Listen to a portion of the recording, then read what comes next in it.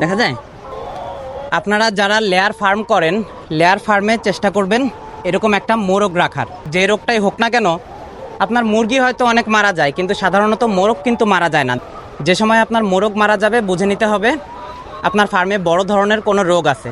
এই জন্য এই মোরগকে বলা হয় ফার্মে, মানে লেয়ার যারা ফার্ম করে, একটা মোরগ রাখলে বা দুইটা মোরগ রাখলে এটা হচ্ছে বিভিন্ন রোগের ইন্ডিকেটর। এই জিনিসগুলো কিভাবে বুঝবেন? যখন আপনার মোরগটা হঠাৎ করে খাওয়া দাওয়া কমায় দিবে, তারপরে হবে কি, যখন বড় কোনো রোগ আসবে, মাথার যে ঝুঁটিটা, এই ঝুঁটিটা টকটকা লাল থাকে, কিন্তু এই ঝুঁটিটা কালচে টাইপের হয়ে যাবে। এই জন্য চেষ্টা করবেন এই জিনিসগুলো বোঝার জন্য। এই জিনিসগুলো যখনই বুঝতে পারবেন তখনই একজন অভিজ্ঞ ভেটেরিনারি ডাক্তারের পরামর্শ নেবেন, একদম দেরি করবেন না। লেয়ার মুরগিতে কিন্তু অনেক সময় আমরা জানি যে রোগ লাগলেও সহজে বোঝা যায় না, তো বোঝার জন্যও কিন্তু এই মোরগটা দরকার। এছাড়াও এই মোরগের আরও কিছু গুরুত্বপূর্ণ বিষয় আছে, যেমন মোরগটা কিন্তু ডাকে।